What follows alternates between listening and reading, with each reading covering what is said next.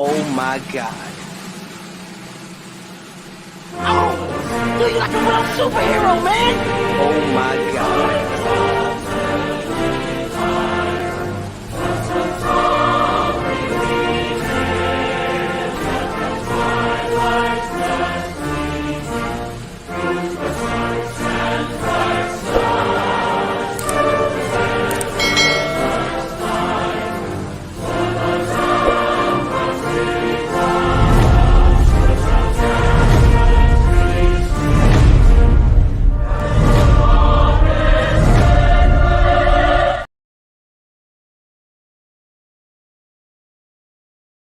Welcome to Ask Aqua Alex Live. This is a tropical fish keeping question and answer show where Aqua Alex will answer your questions whether they be for freshwater fish or saltwater fish. Simply post your questions in the comments and get your questions answered during the show. Aqua Alex will also discuss aquarium topics, show off other fish keepers' amazing fish, and so much more. Now, let the Q&A begin. Ladies and gentlemen, may I have your attention please? It's time for the final countdown. The show starts in 10, 9, 8, 7, 6, 5, 4, 3, 2, 1, go!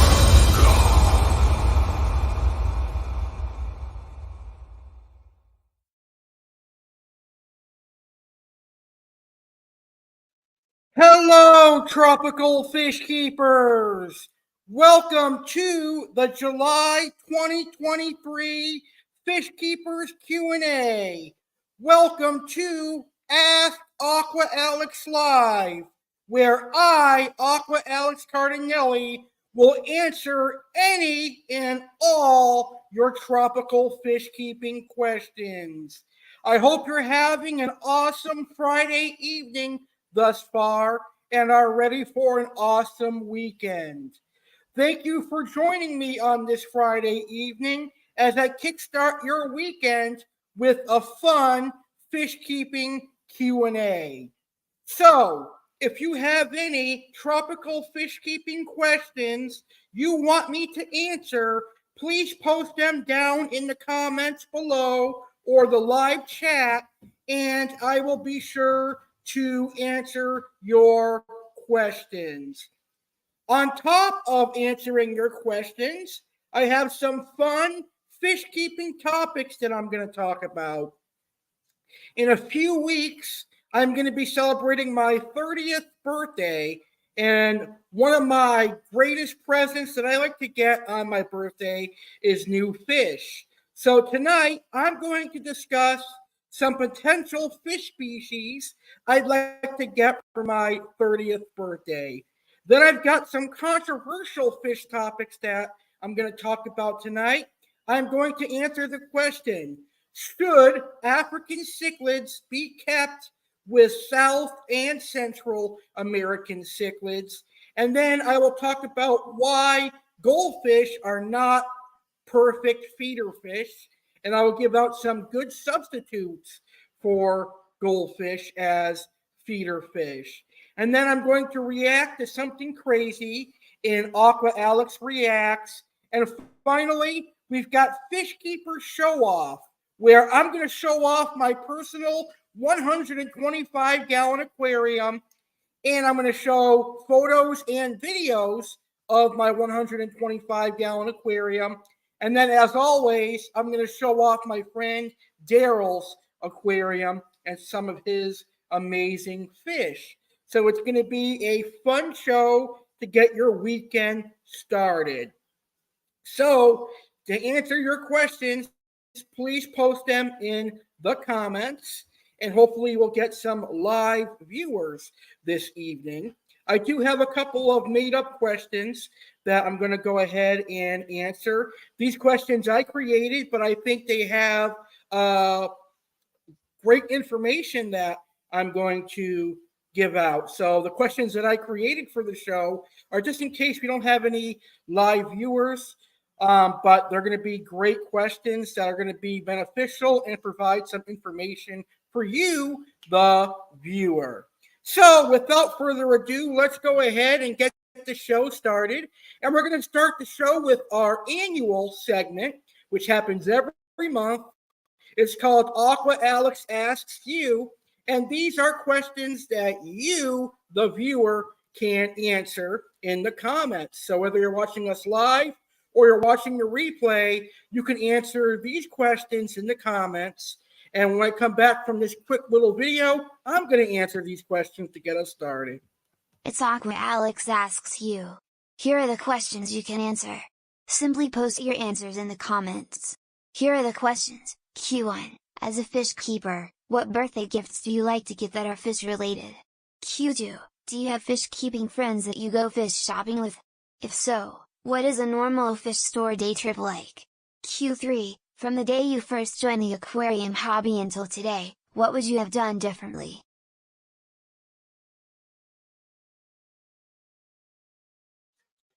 All right, so those are the questions you can post your answers to in the comments. As a fish keeper, what birthday gifts do you like to get that are fish related? Do you have fish keeping friends that you go fish store shopping with? If so, what is a normal fish store day trip like? And finally, from the day you first joined the aquarium hobby until today, what would you have done differently? So while I wait for your answers and while I wait for some questions to come in, I'm going to go ahead and answer my questions. So, as a fish keeper, what birthday gifts do I like to get that are fish related? Obviously, I like to get tropical fish, and we're going to talk about that a little bit later on in the show.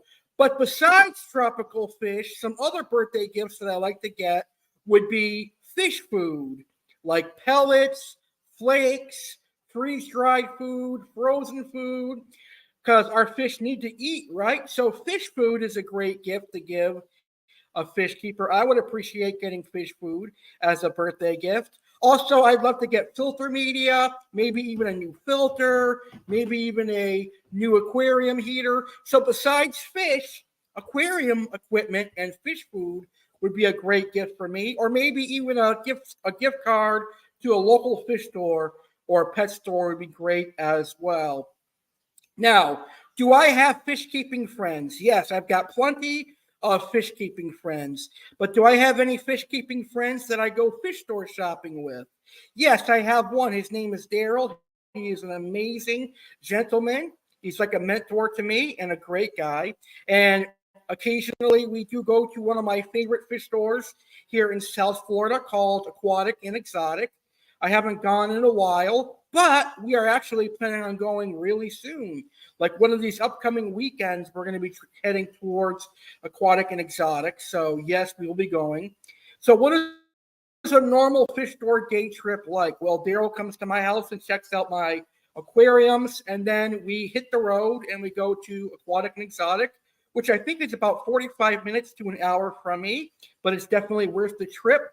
We go there, we see what they have for fish, and then if they have anything that I want, I buy likewise for him. And the thing I like about going fish shopping with a friend instead of my family is that I'm not rushed, because my family, they don't like to sit in the car. So anytime I'm in a fish store, and people that aren't fish keepers like my mom and my brothers, they give me like a time limit. I'm only usually allowed 10 to 15 minutes in the store. But when I go with my friend Daryl, there is no time limit. So I really appreciate that, having the opportunity to actually view each fish tank and what fish is in each tank. And if there's fish that I like, I don't have to decide right then and there if I have to buy them. I could always think about it and then debate whether or not I want to spend the money. And then when the time is right and I make a decision, I can get the fish. When I go to local fish stores with my family and I have them waiting in the car, you've got to already have your mind made up before you even think about buying anything, because they won't wait for you that long. I've had them leave me before. So I really enjoy going fish shopping with a friend for that reason alone. I could take my time. And finally, from the day you first joined the aquarium hobby until today, what would you have done differently? And you know, I joined the aquarium hobby a long time ago, over 12 years ago. So there isn't pretty much anything that has changed since I've been in the aquarium hobby, except for hybrid fish, a couple of aquarium products. But the filters on top of hanging on the back filters. Canister filters are than hang on the back filters. I use them in combination with hang on the back filters on my 125-gallon aquarium, and they are amazing. With the hang on the back filters and the 2 canister filters, my water is crystal clear now. And as you guys know, for a while it was not, but that was because I needed to clean the canister filters. So I cleaned both of them. I cleaned the hang on the back filters, and my water is now crystal clear. So that is what I would do different. I would make sure that all my aquariums have a combination of canister and hang on the back filters. So you can post your answers in the comments.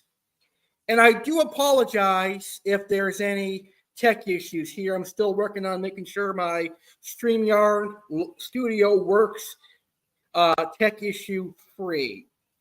All right, so let me go ahead and answer the first 2 questions that I created for the show while we wait for some questions to come in. All right, so what is your advice for buying fish on a fish store trip? How can I keep them safe for hours in a car? So let's pretend that we are going to another state that's about 2 or 3 hours away. And the reason you want to go there is because they have fish that you can't get in your state, or they have that rare exotic fish that you want. That's cool, and it is totally safe to go to another state to buy fish.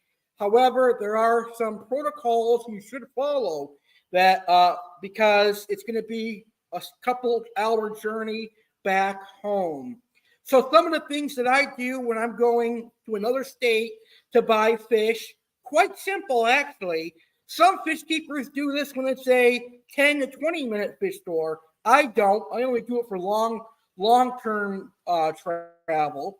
But they bring with them either a styrofoam box, like you get when fish are shipped to you, like the fish stores get when fish are shipped to them.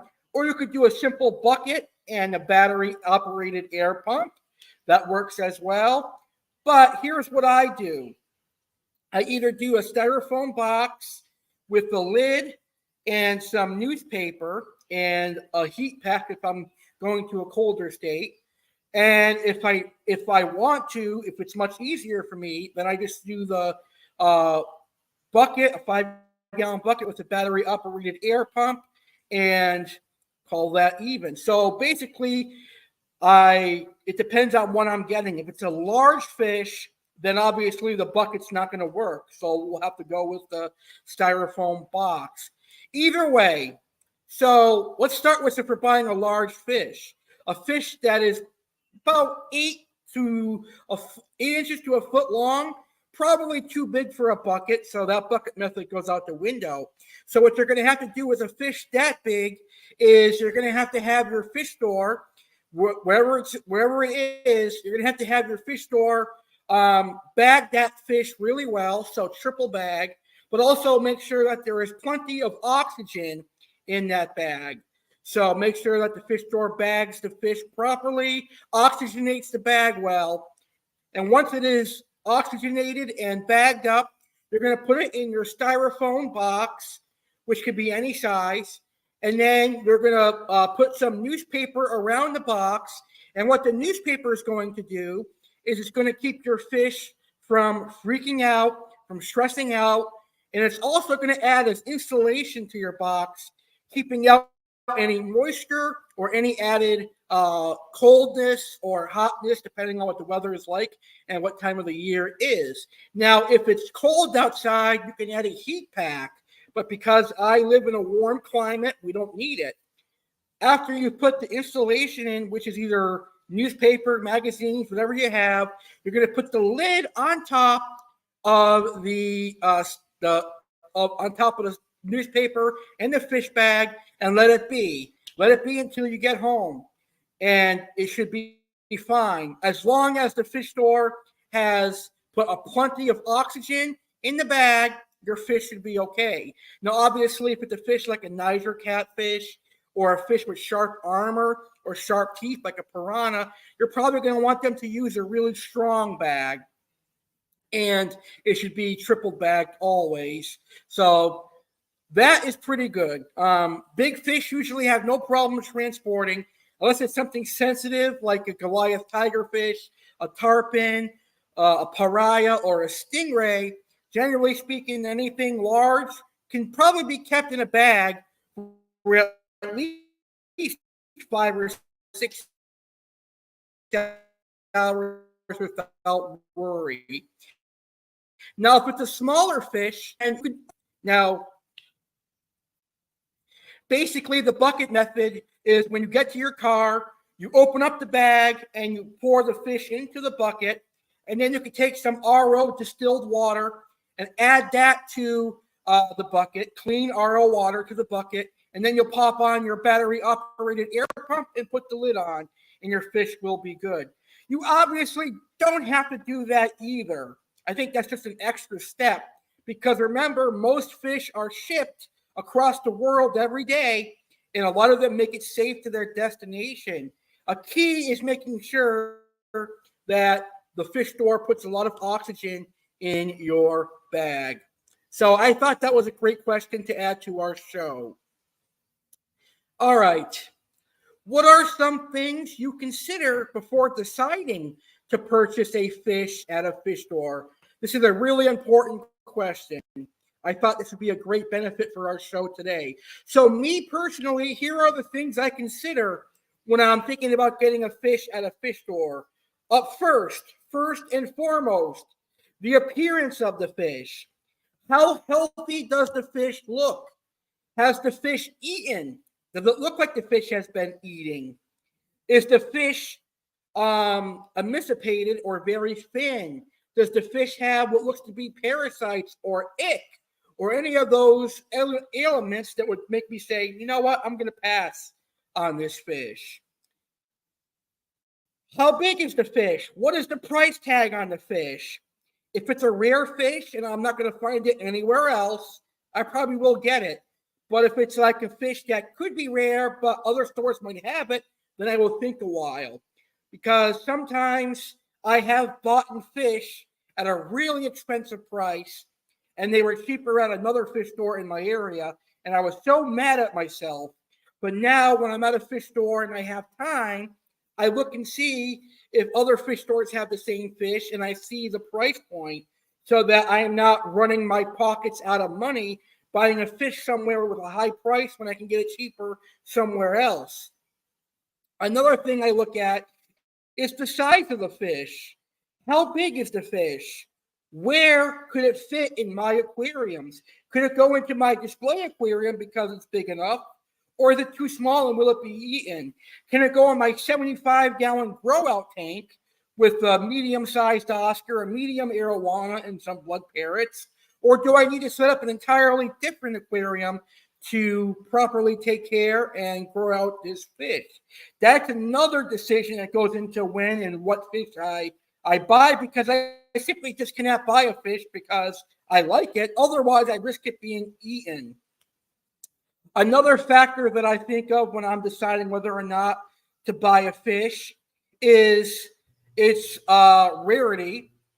And is it something that I need for my aquarium? I'm not just going to buy an Oscar because, hey, this Oscar looks nice, let me get it. Only if I really want an Oscar, for example, is when I would do that. But usually when I buy a fish, I have thought it through. Usually the fish has been at the local fish store for quite a while, and I've thought about it. I've made room for it, and I got it, and he's here in my house, and I take care of it. Generally speaking, over the last couple of years, I have been really strict on impulse buys. And I've limited myself to doing impulse buys. Now, my friend Daryl will be the first person to tell you when we go on our fish store trips, I have a set list of tropical fish that I'm looking for. And generally speaking, I do not sway from that list unless it's something that I wanted that I didn't even think of. But when I go fish store shopping with my friend Daryl, I have a set list. And if the fish is at the store, then I'll probably get it if it's the right size and if it's good for me. So those are the things that I look for when deciding to purchase a fish. But most importantly, is the fish healthy? Has it been eating? Is it the right price point? And occasionally I will try and wheel and deal with the fish store if I know the fish has been there for a long, long time.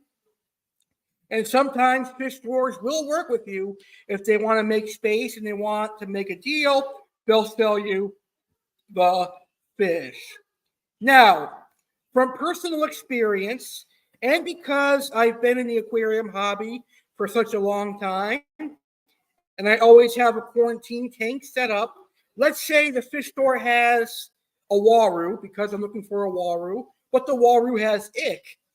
Does that stop me from saying, hey, you know what, I'm going to buy the waru? Sometimes, and the ick isn't that bad to where it could possibly die, then I would pull the fish store employee to the side and say, hey, you know, this fish has ick. It's not going to stop me from buying it, but I want to pay full price for it. Can we work out a deal? And 9 times out of 10, I have gotten fish that had a little bit of ick, either free or really discounted. And that works out to your advantage if you're an experienced hobbyist, because you could set up a hospital tank, treat the ick, and then you've got a perfectly healthy fish that you can grow out and turn into a show-stopping fish. So yes, sometimes when I see a fish that is beaten up or it has ick or whatever, and I end up liking the fish, then I make an offer at a full price. If they say no, we only have to sell it to you at full price, then I pass. So that is basically what I do when I think about buying a tropical fish. All right, let's see. Garcia Aqua Alex is in the house. Hey, Garcia, how are you? Thank you so much for tuning in. It was great seeing you in person last night at the bowling alley. It's Friday night. It's the weekend, and I hope you have an amazing weekend. I appreciate you stopping by. Ladies and gentlemen, please check out Garcia Aquatics' YouTube channel. He goes live on Wednesdays at 1:30. Definitely recommend checking it out. I watched this Wednesday's live stream, the last half of it, and it was great. I really had an amazing time. So I definitely recommend subscribing to Garcia Aquatics and checking out his channel. I've got to say, I'm very, very, very envious of your Frontosa aquarium. I love Frontosa cichlids. They're a very, very cool African cichlid, and one of my favorite African cichlids, besides the, I think I'm going to mispronounce it, but Paratilapia paulini, or the starry night cichlid. That's another beautiful African cichlid. I haven't seen them in years, though. All right, so now we're going to get to our first topic, and this one is a fun one. So in a few weeks, on August 15th, I will be turning 30 years old. And usually each year for my birthday, I end up getting a new fish. And this year, I'm kind of torn on what I'd like to get for a fish species. Back in June, I had an idea, but it looks like that might not happen because I don't have the income that I used to have last year at that point. But it has not changed my fish keeping plan. It's still going to happen at some point, probably by Christmas. But here is what fish species I am considering getting for my 30th birthday in a couple of weeks. So up first, we have piranha. Yes, that's right. In my 75-gallon aquarium, eventually I would like to turn that into a piranha aquarium. And I would like to get either a red-eye piranha, which is a black piranha, Ceratosalmus rhombus, or a red belly piranha. Those are beautiful. So I don't know if that's going to happen for my birthday, considering it's only a few weeks away, but it will happen eventually. Another fish species that I'm considering getting for my 125 to go alongside my silver dollars is the Bala shark. The Bala shark is a large growing barb, about 10 to 11 inches they can get, but they're a little bit slow growers. I know they're a common fish. I've had them so many times, but for whatever reason, I really enjoy keeping and raising the Bala shark. And then I'm also considering the tinfoil barb, but not the giant tinfoil barb. The tinfoil barb that I'm considering getting is the red tail tinfoil barb. And the red tail tinfoil barb only gets to about 8 to 9 inches, which is perfect for a 6-foot aquarium. And pictured on the screen is a red tail tinfoil barb. They are a very, very cool fish. And then we've got spotted silver dollars. I've kept mostly the large growing silver dollars, like the black bars. I've got some black bars in there behind me. I've kept red hooks. I've kept regular silver dollars, but it's been a long time since I've had spotted silver dollars or even tiger silver dollars. I have yet to have tiger striped silver dollars, so that would be really cool to have again. But there is a South American cichlid that I want to get again that I haven't had in quite some time. It's been at least a decade since they've had this cichlid. This is actually called a waru, but the locals in South America and Amazon refer to this fish as the toadfish because it does resemble a toad a little bit. The waru is actually a semi-aggressive fish, but usually it's more docile. It's referred to as the poor man discus because they kind of can be sensitive like discus, not as bad, but they're still an amazing fish. So the waru cichlid is high on my list. And then we've got, from Africa, the frontosa cichlid. If I can't do piranha right away, well, then I could turn my 75-gallon into a frontosa tank for a while until I get a larger tank to move my frontosas in. Or I can move the frontosa in my 125, and they can live comfortably with my severums and my geophagus and all my other peaceful South American cichlids. And I know a lot of you are thinking that because frontosas are African, they can't be mixed with South American cichlids, but we'll touch base on that a little bit later on in the show. There's a lot of different controversial takes on that, but I'm going to tell you from what my experience is and my thoughts on that a little bit later on in the show. And then, of course, we've got fire eel. I love fire eels. They're a really cool fish, but they've become a rare sight in the aquarium hobby, at least where I'm from. Polypterus are also on my list.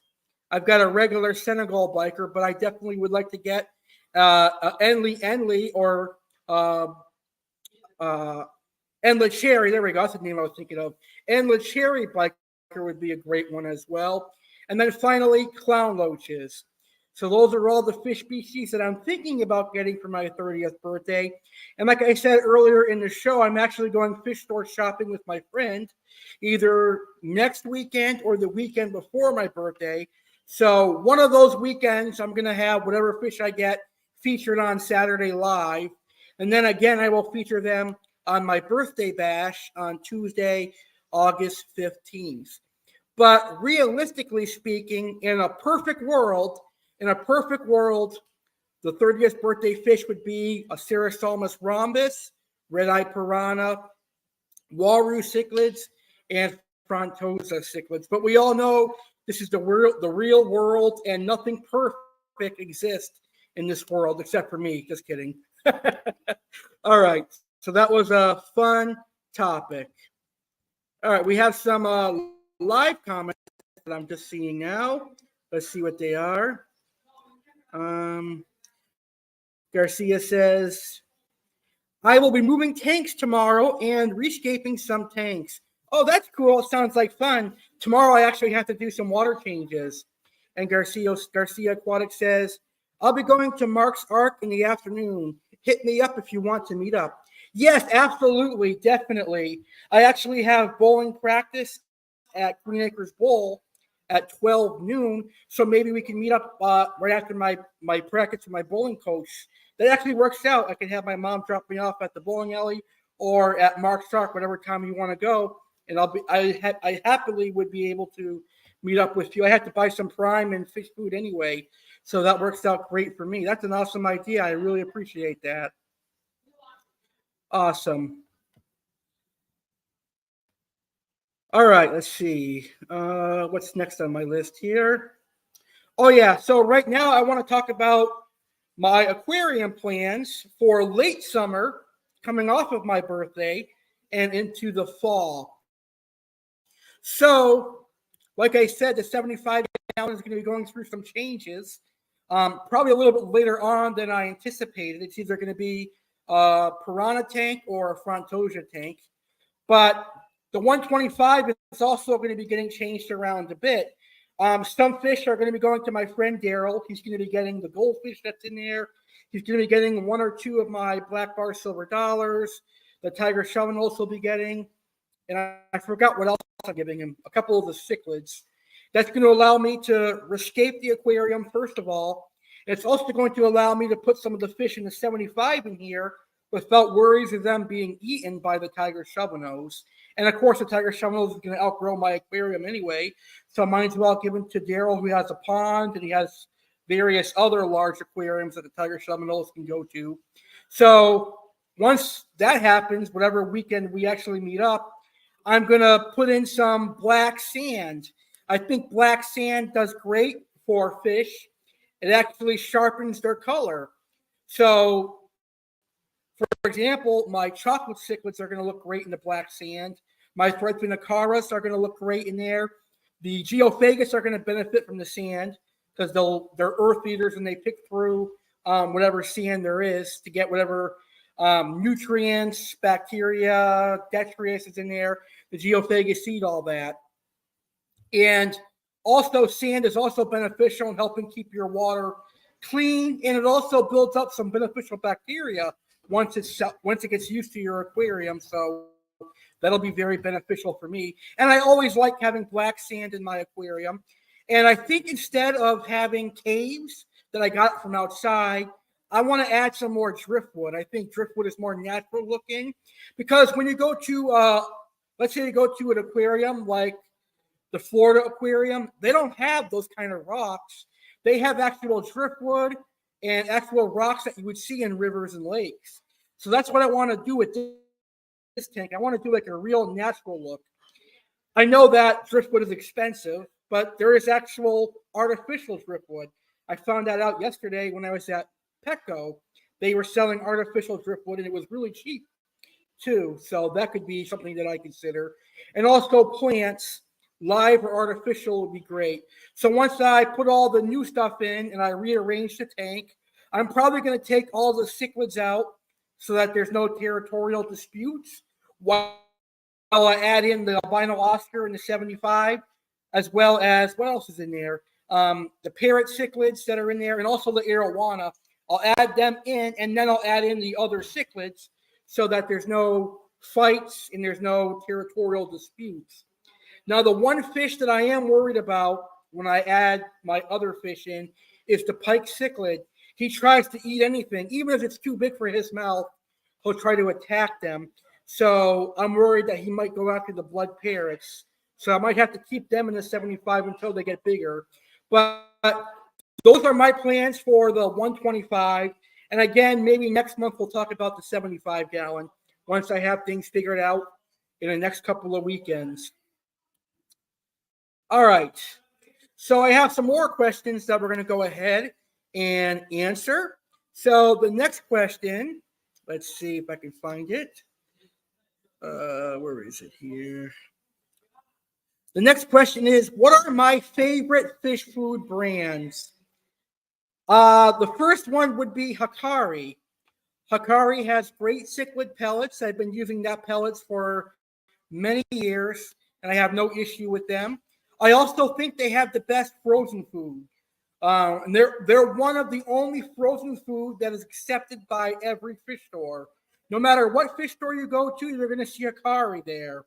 For a while, San Francisco was available. They're another frozen food company, but they've kind of disappeared over the years, and now more of the focus is on Hikari, and that's because Hikari has the best frozen food brand.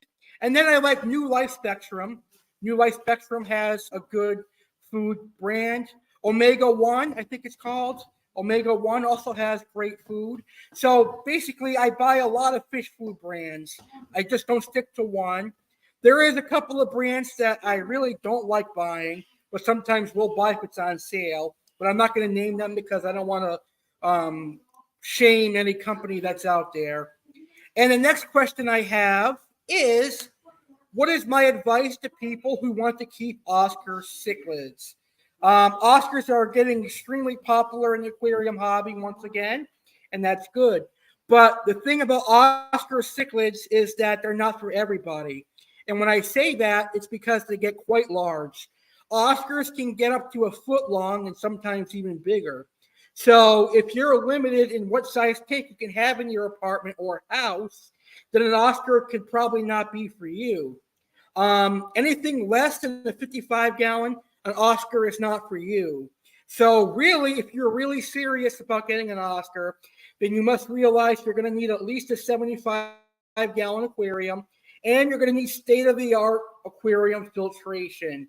That could be a combination of canister filters or a combination of really strong hang-on-the-back filters.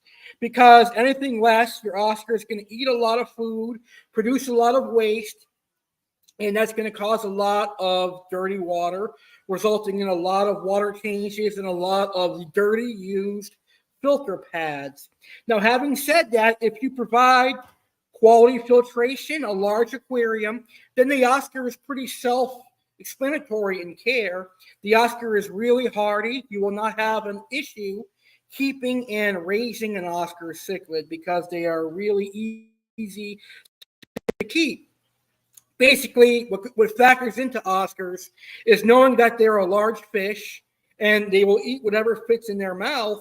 So you can't put them in with gouramis, tetras, all the community fish.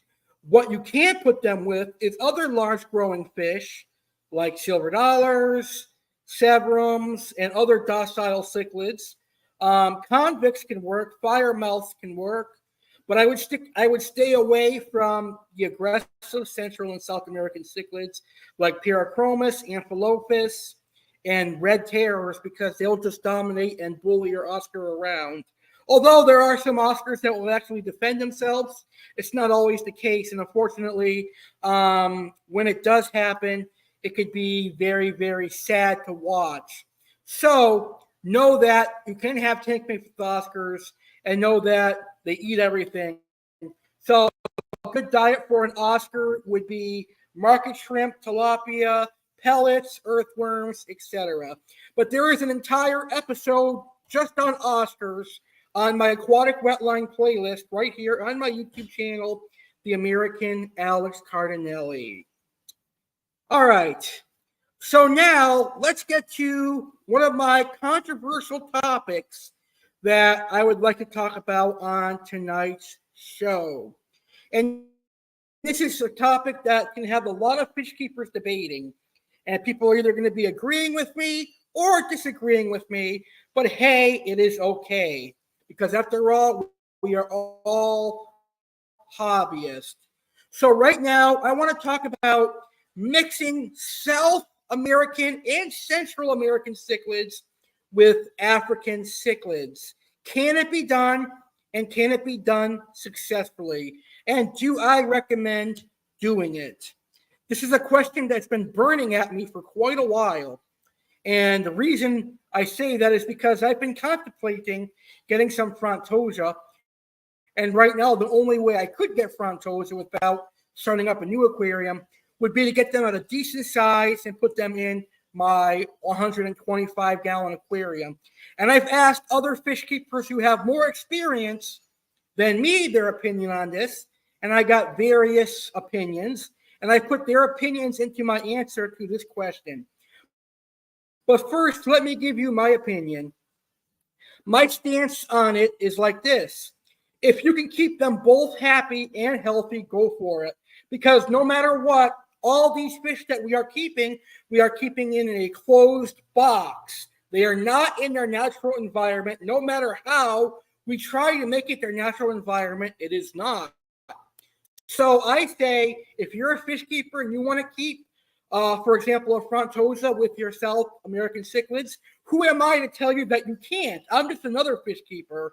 So if you would like to try keeping South and Central American cichlids with African cichlids, and you can do it where they're both happy and healthy, I say go for it. But there is one and only one way to make that work, and that is by researching the species of African cichlids you want to get, because there are plenty of problems that could arise if you just decide, I'm going to go get this African cichlid and put it in my tank, because there are over 100 different African cichlid species, and a majority of them are a lot different than what your South and Central American cichlids are like.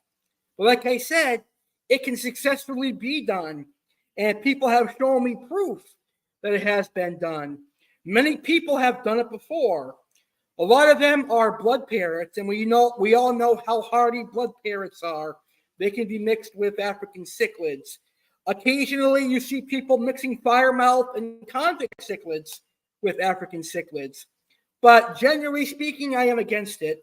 And there are a few exceptions to where I think it is okay to have Africans with South and Central American cichlids. And in a few seconds here, I'm going to talk about the few exceptions. But I think it is really important that we remember that South and Central American cichlids, they have complete different water parameters. They have complete different temperaments. They have different diets and even sizes. There are some dwarf South American cichlids, and there are some monster Central American cichlids. Most South and Central American cichlids are carnivorous. I don't even think there's any herbivorous South or Central American cichlids, at least not that I've kept. But African cichlid is a whole nother story, because most of the African cichlids in the aquarium hobby, with the exception of predatory cats and frontosa, most of the African cichlids are herbivorous. Now, herbivorous means that they are vegetable eaters. They feed on things like algae. So when you take a herbivorous fish and put it with a predominantly carnivorous cichlid, that's a potential for a disaster. Also, when you factor in that most South and Central American cichlids can be semi-aggressive to aggressive, that's another factor. But not only are African cichlids herbivorous, they are very, very aggressive. So when you combine aggressive Africans with semi-aggressive Severums, it could be disastrous. Or when you put African cichlids with even more aggressive Central American cichlids, like Dovii and Red Devils, it could be a bloodbath. So topics like this is why research and experience is very key to the aquarium hobby. Because if I was someone getting started in the aquarium hobby, we wouldn't be having this conversation right now. If I was someone that was maybe a month or two into the aquarium hobby, then let's face it, let's be honest here. Let's keep it real with you. If I was someone that was new to the aquarium hobby, I wouldn't even be asking this question. I would just be going to the fish store and buying, and then finding out that, hey, it's not going to work. My African cichlid just killed all my other cichlids. Why is that? But when you've been keeping fish and you've been experiencing them, you know what works and what doesn't.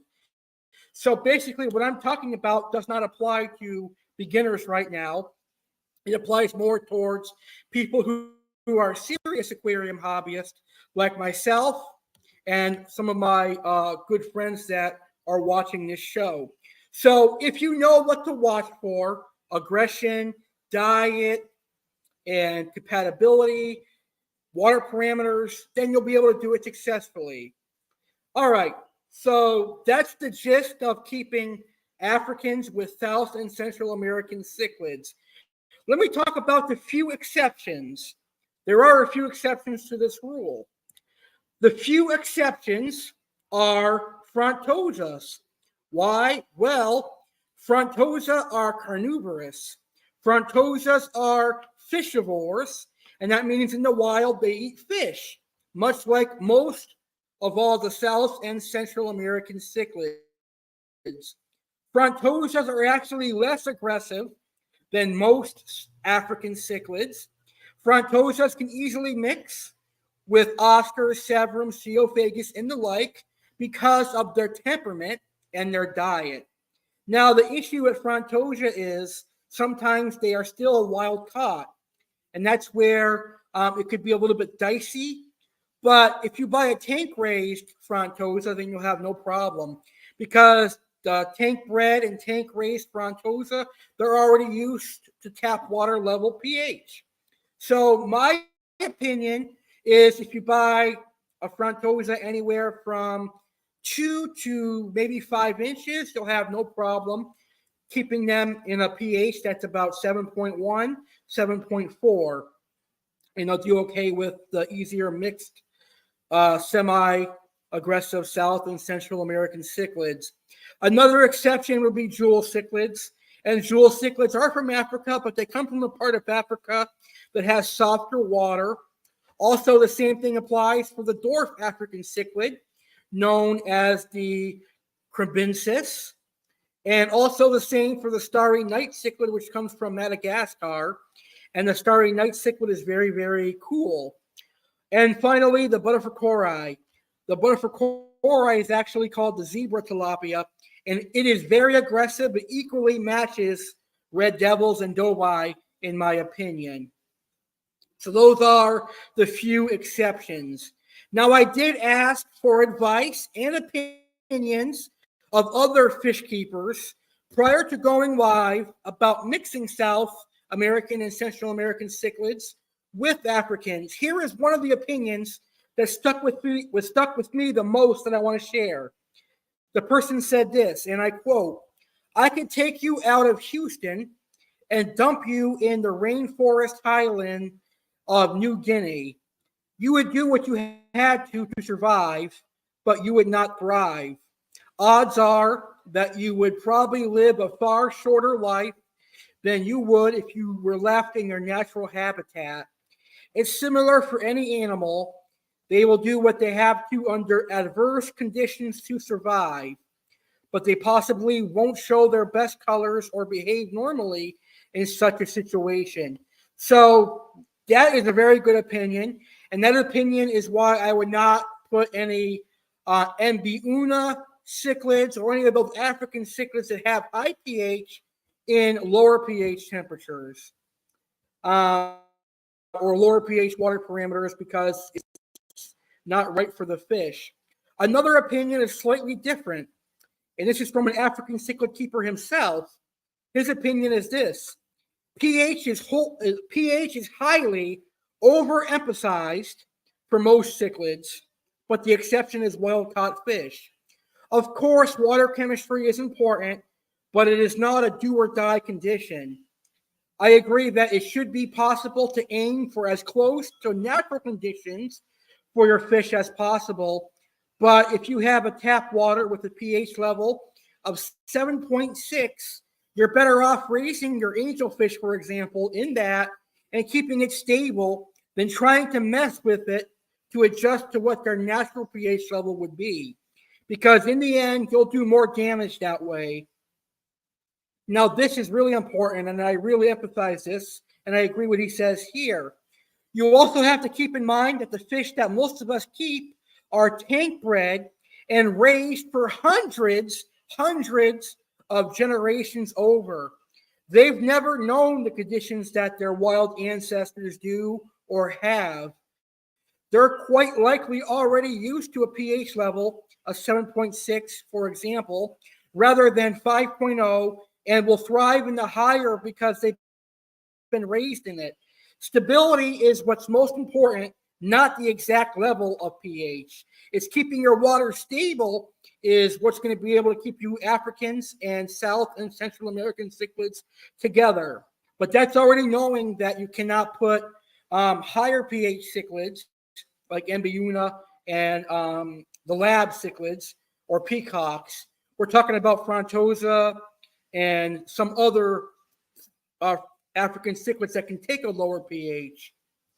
So, in my opinion, the biggest factor to consider when mixing fish of different areas in the world, in this case, South America and Africa, is their behavior and their personality.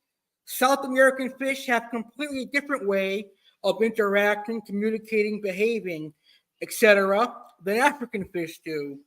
South American fish are not as high strung and fast moving as a lot of African fish are. So for a fish like a Frontosa, which is a very laid back African cichlid, it could benefit being kept with South American cichlids, for example. So I thought that was a very, very good topic to bring to our show today. So in the beginning, my stance was no, don't ever mix them together. However, with certain cichlids like Frontosa and a couple others, it can work. So I hope you enjoyed that topic there. All right. Right now, we are going to go ahead and take our intermission. This intermission is being brought to us by our supporters, Little Egypt Aquarium Club and Fish Keeping for Kids. When I come back, I have my final topic for you, which is going to be on why goldfish are bad feeder fish and some substitutes. And then we're going to have my Aqua Alex reacts. And then I'm going to show you my fish in the Fish Keeper Show Off and my friend Daryl's fish. Ask Aqua Alex Live, July 2023, continues right after this, folks. Don't go anywhere. The show continues right after this quick intermission. Are you a tropical fish keeper living in South Florida? You need to check out Aquatic and Exotic in Stuart, Florida. Aquatic and Exotic is home to quality freshwater and saltwater tropical fish. You will find African cichlids, South and Central American cichlids, goldfish and koi, and exotic fish. We also supply aquarium supplies like filters and heaters, aquariums, and lights. We also have quality fish food brands. Aquatic and Exotic is open Monday through Friday from 11 a.m. to 7 p.m., Saturday 10 a.m. to 7 p.m., and Sunday 11 a.m. to 5 p.m. Questions? Give us a call at 772-781-4046. Stop on by and check us out. 1525 A.C.E. Lockhart Street, Stuart, Florida 34994.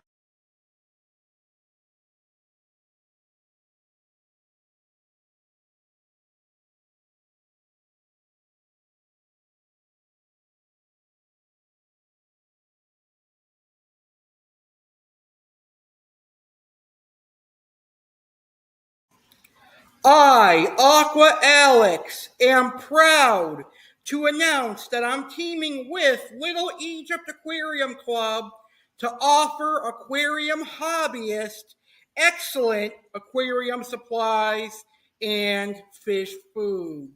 Little Egypt Aquarium Club is owned and operated and founded by Jeremy Stellhorn, a tropical fish keeper who met me almost 10 years ago because of my show, Aquatic Wetline.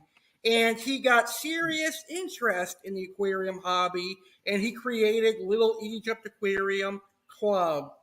Little Egypt Aquarium Club's goal is to support the aquarium hobby and promote the aquarium hobby by selling quality aquarium supplies and fish food. Little Egypt Aquarium Club has partnered with Everything Aquatic, and you'll find products from Everything Aquatic on the website.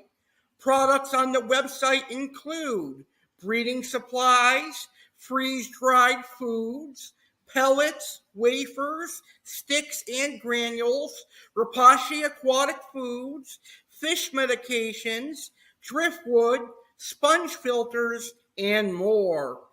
Oh, did I mention you can purchase live freshwater angelfish from Everything Aquatic on Little Egypt Aquarium Club? That's right, you can get live freshwater angelfish. Free shipping for orders over $200 anywhere in the United States of America. Just for watching this fish keeping video here on the American Alex Cardinelli YouTube channel, Aqua Alex and Jeremy Stellhorn would like to offer a special discount for you to use during your purchase. At checkout, use coupon code ALEX to save 10% on your order. Remember, at checkout, use coupon code ALEX to save 10%. Every little bit off helps, and trust me, I love saving money. So why not go check out Little Egypt Aquarium Club? With great quality products like Rapashi and Everything Aquatics and even live angelfish, what can go wrong? www.littleegyptaquariumclub.myshopify.com. The link is in the description of today's video. Remember, discount code ALEX to save 10%. littleegyptaquariumclub.myshopify.com. Link in description of today's video.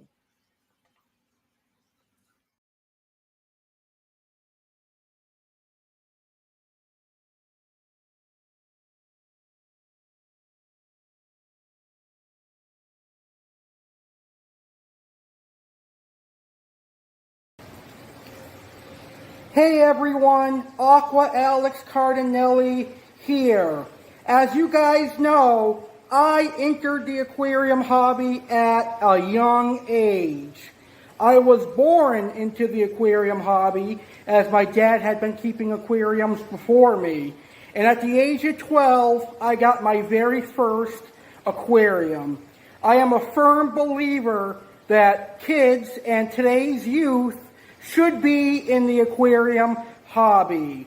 That is why when I found out about this book, Fish Keeping for Kids, I knew I had to promote it here on my channel because I'm all about the youth in the aquarium hobby. This book here was written by a 14-year-old boy who entered the aquarium hobby. And this book is filled with some great information. It's got information on all different types of fish, freshwater and saltwater. It's got information on aquarium equipment. It's got information on cycling and setting up an aquarium. All information that will be beneficial and great for kids entering the aquarium hobby. I wish I had this book when I was younger and growing up in the aquarium hobby. So, this book is great for anyone that is going to be entering the aquarium hobby that is younger. It was written by 14-year-old Brian Conway, who enjoys fish keeping, soccer, homeschooling, and fishing. And one of his favorite places to be is the local aquarium store and Oklahoma Aquarium. Fish Keeping for Kids started as a homeschool assignment, and Brian decided he would publish it to help solve this problem for others. Fish Keeping for Kids is Brian's first book, but he enjoyed writing the first so much he is already working on his next. You can find out more information and follow Brian at fishkeepingforkids.com. Take a look at this wonderful book with all the different fish species and information in there. It's a great, great book. I'm happy to have a copy, and I'm happy to support this cause as well. Fishkeepingforkids.com. Learn all about it on his website and get yourself a copy. I love seeing the youth in the aquarium hobby, and I, Aqua Alex, am glad to partner with Brian. Now back to the fish chat.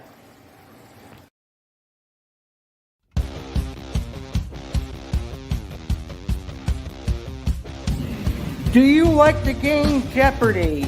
Have you ever thought there would be an aquarium-related Jeopardy game? Well, there is now.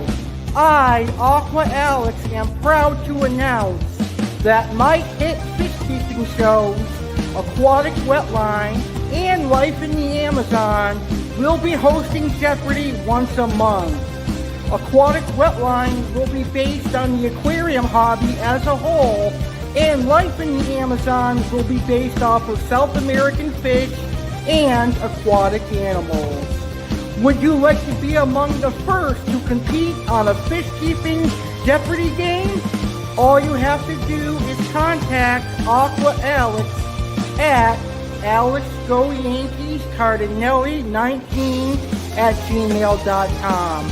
That's AlexGoYankees CARDINALE19@gmail.com, or text me at 413-285-2112. We will get you booked for the recordings. The winners of each game will win a special prize sponsored by a company to be announced on the show. There will be 3 daily doubles per game. Get the daily double correct, you get double points. Get it wrong and you'll lose half your points. There will also be a main event where the 2 contestants with the highest points compete head-to-head to determine the winner. The main event round consists of a single question, with each contestant wavering some points. Whoever gets the question right wins. Aqua Alex, Aquatic Wetline, and Life in the Amazon present Fish Keeping Jeopardy, coming late August 2023. So we are looking for contestants. Make sure to contact Aqua Alex.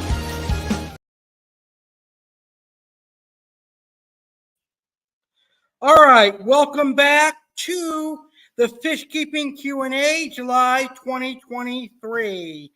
We're having a great show so far, and I'm having a blast tonight.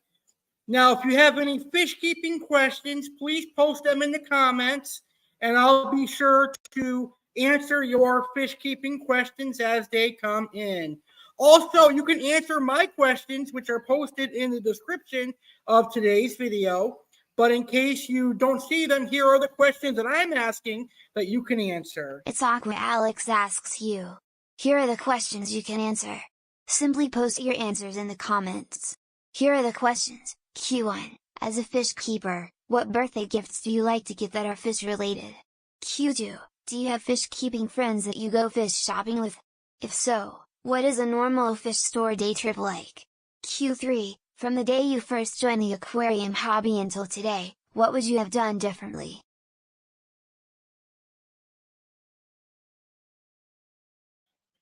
All right, so right now we're going to get to our final topic for this month edition of Ask Aqua Alex Live.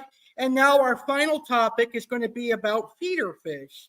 Now, when most people think of feeder fish, they think of goldfish as being the perfect feeder fish because goldfish are bred in excessive numbers. There's so many goldfish out there.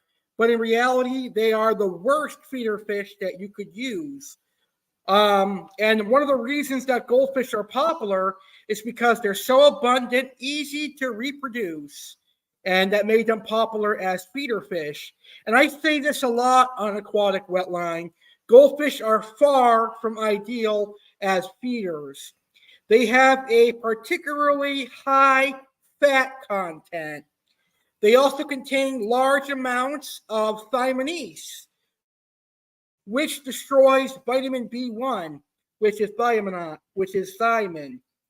An animal that consumes too much thiaminase will develop a B1 deficiency, leading to illness and death. And a good example of this is hole in the head.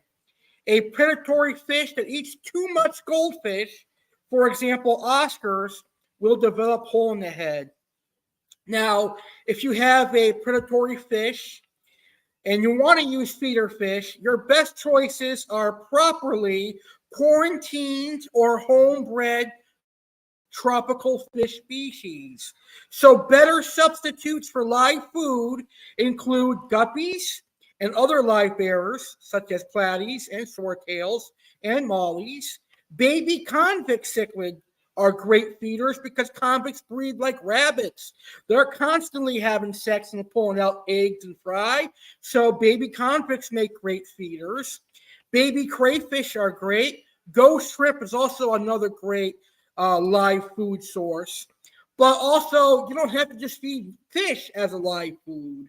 Earthworms are great for fish because earthworms have a lot of protein that add to your fish diet. So those are better substitutes than feeder goldfish and comet goldfish. I think if people stop buying the 13-cent goldfish, then stores would probably stop selling them. But unfortunately, there's always going to be someone out there that's going to buy those 13-cent goldfish for their Oscar. Their Oscar's going to get hole in the head and eventually it's going to die. But if you're a responsible fish keeper like myself, you'll understand that a better source of live food is a guppy, a crayfish, or even an earthworm. And Oscars aren't even fishivores anyway. Oscars shouldn't be eating live fish. They eat insects in the wild. So instead, you should be giving an Oscar, an earthworm, a cricket, or even a cockroach. But an Oscar is just an example. Any predatory fish should not be given goldfish. All right. Well, now it's time for one of my favorite segments here on my Fish Keeper Q&A. It's time for Aqua Alex Reacts, and I've got a crazy video for you this month.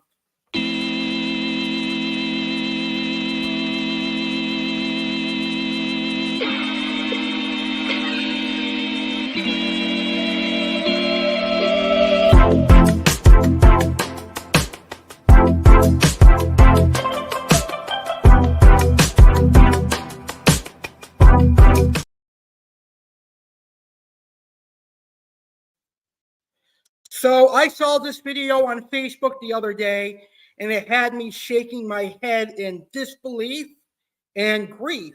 Check it out. I'll show you the video, and then I'll talk, because my Wi-Fi keeps going in and out. Anytime I broadcast in front of my fish tank, the Wi-Fi goes in and out for some reason. Ê, làm gì vậy? Mẹ biết mẹ buồn đó. Dạ mới vậy kìa. Ai cho mày giả gái? Mẹ biết chưa? Chưa. Rồi cái quần này của ai?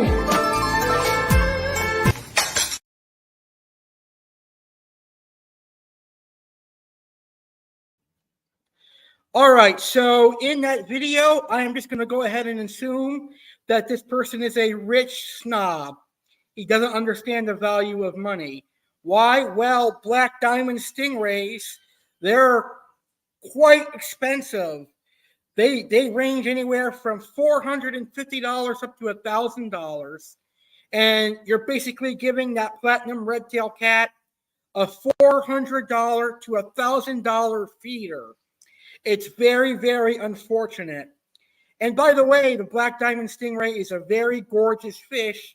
I don't think it deserves to be fed to a red-tailed cat. That's just a disgrace. It's a it's poor fish keeping. Why would you put a 5 to 6 inch stingray in with a 2 or 3 foot stingray? You know what the end result is going to be. So I think this video alone was just for TikTok views. Unfortunately, there are some idiotic dumb bags out there that will do that.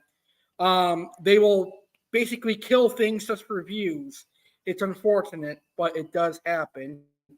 So post your thoughts on that video in the comments. It's crazy.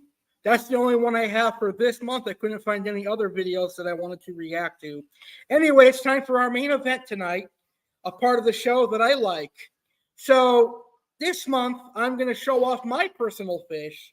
I don't do that every month, but this month is a special time because I was able to whip out my camera, take some images and videos. I'm going to treat you all to some images and videos of my 125-gallon aquarium. So we'll start that, and then I'll show you the 3 videos I have, and then I'll end the show with videos of my friend Daryl's aquariums. So let's see. Here is an image of my green Severum. Now, this green Severum, I got him in October of 2021. He was only about 1 inch long, and now I don't even know how big he is now. He's definitely about 8 inches, but he definitely has a while to go to even be considered full grown because green Severums can get 1 foot long. But from October of 2021 to now, he has grown 8 inches. So Severums aren't necessarily the fastest growers, but in between 1.5 years, he has grown 7 inches. Now, this Severum is much bigger than the green Severum, and this Severum I got a month later in November of 2021. This is my super red Severum. He's about 9.5 inches compared to my green Severum, who is about 8 inches. So I don't know why the super red Severum is growing about 1.5 inches bigger than the green. But as you can see, the super red Severum is equally as beautiful as the green. Then we've got one of my 3 Geophagus abalios. I'm assuming these are Geophagus abalios. That's what I bought them as. I got them last year around October, and they were only 1 inch when I got them, and now they're about 4.5 inches. I love the Geophagus. Now, prior to having these guys, I've only kept the Saint and Perca Geos, which are the Damien and the Jurapari and the Leacustica. But now I actually have Geophagus abalios. These guys are my favorite silver dollars. These are the Mylia Scumberki wide bar. I've got all males, so all of them have that orange color. But the one there, the goldfish, is my favorite because I call him Chester. He's got like a jaguar cheetah pattern that's pretty cool. And then we've got another picture of my wide bars. You'll also see my Geos in the background and one of my 2 4-line Pictus. Here's one of my 3 threadfin Acaras. And funnily enough, the threadfin Acaras were my birthday present last year. I got them last August at about 1.5 inches, 2 inches. Now they're about 3.5 to 5 inches. So they're slow growers too, but they're fun to keep. Here's my marbled angelfish. Very, very cool. But here's a fish I really like. Chocolate cichlid. It's not because I love chocolate. Chocolate cichlids are fish. They're not candy, but they're really pretty. They have a dark ember purple red color that's really beautiful. That you can't go wrong with a chocolate cichlid. And then again, we've got my wide bar silver dollar. Another picture of my wide bar silver dollar. Here's my chocolate cichlid again. Oh, this picture is ruined by the algae on the glass. Damn. That's all right.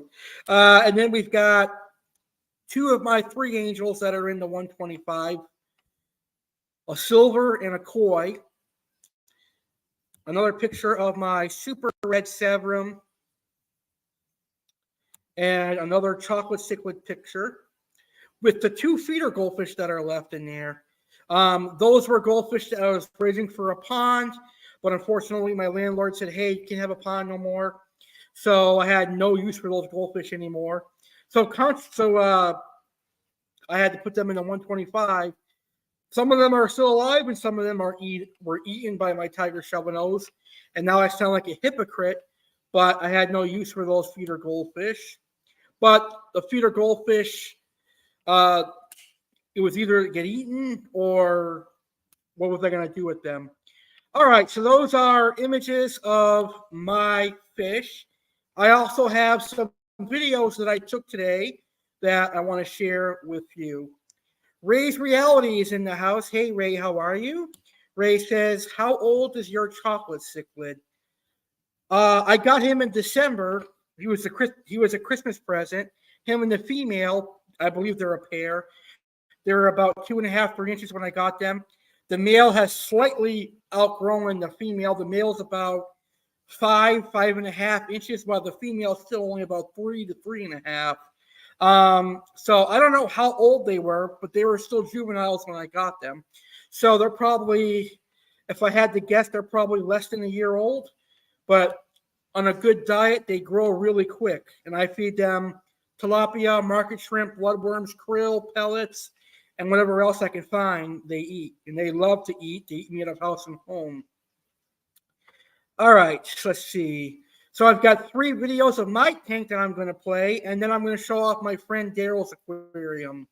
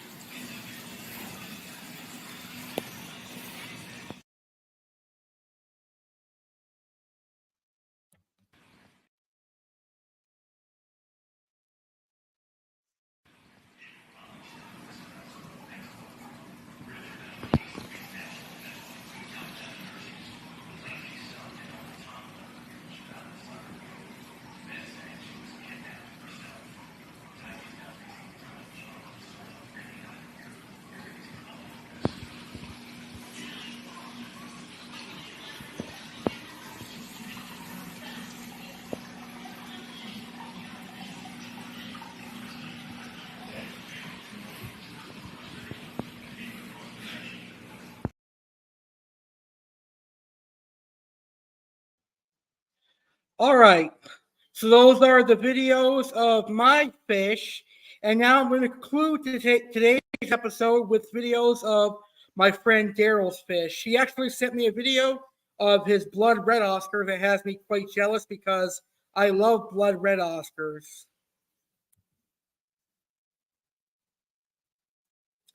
Very, very beautiful Oscar. They're such a gorgeous Oscar, even as adults.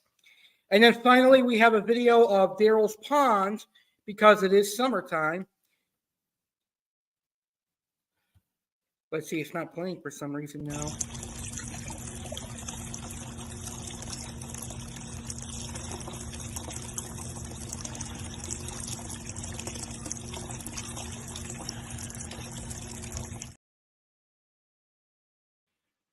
All right, so those are my friend Daryl's amazing fish.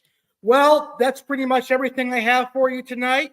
I would like to say thank you to everybody that participated live, especially my friend Garcia Aquatics and my friend Ray, who is an amazing viewer. I love you all, and I appreciate that you took the time to watch my video. I greatly appreciate it. I also want to thank everyone that watched the replay of today's video. You're equally as appreciated. So to all the fish keepers, I certainly hope you enjoyed this episode of Aquatic Wetline and Ask Aqua Alex Live. Our next Q&A is going to take place 1 month from today, and it's going to be on August 28th, 2023.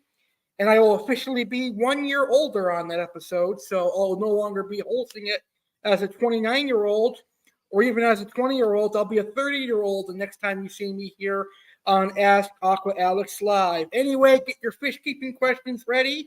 Send them to Alex Go Yankees Cardinelli 19 so I can answer them next month on August 28th for our next edition of Fish Keepers Q&A. And if you're not subscribed to my YouTube channel, now is the time to do so. I highly recommend subscribing to my YouTube channel, American Alex Cardinelli, for all my fish keeping content. You know, Aquatic Wetline Bingo, Life in the Amazon, Alex and Jeremy Talk Fish, which is returning in August, and all the fish keeping shows that I do. Not to mention my wrestling shows, if you're a WWE fan, my crime shows, my tragedy shows, and also Saturday Live, which is a very popular hit series that I am doing. So make sure to subscribe to my YouTube channel. With that being said, I would like to thank each and every one of you for watching tonight's show. I hope you have a great rest of your July and a great weekend. Happy fish keeping, everybody, and good night.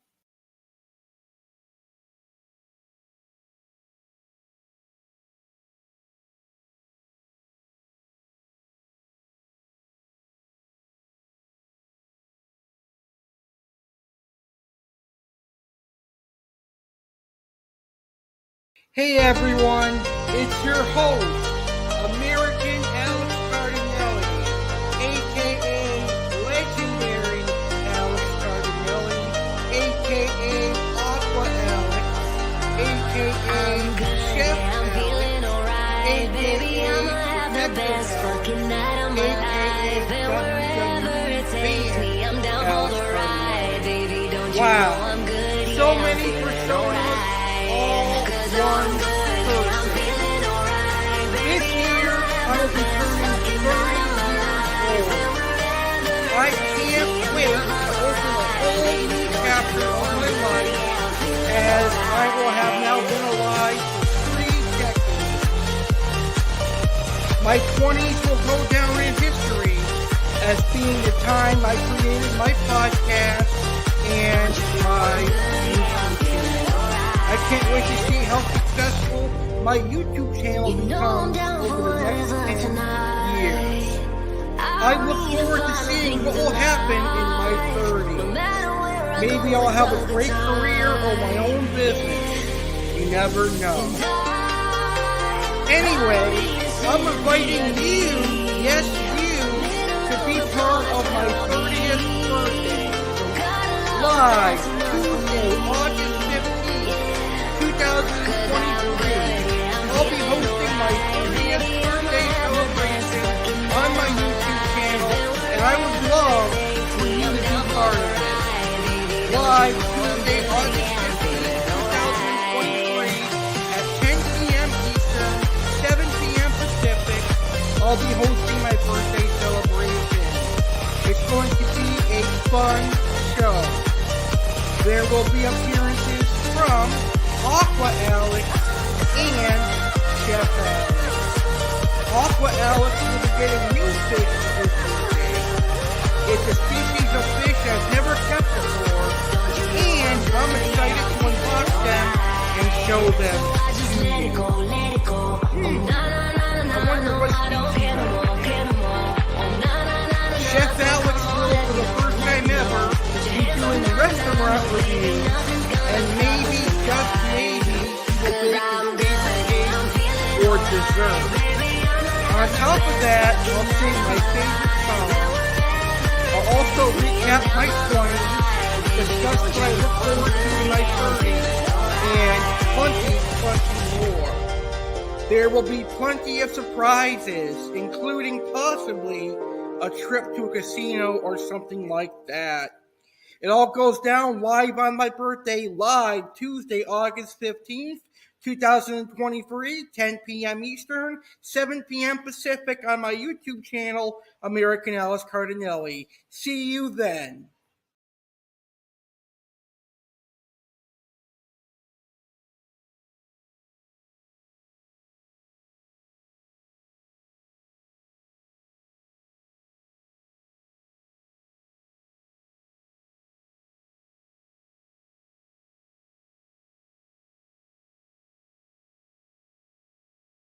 Now over that's all, folks.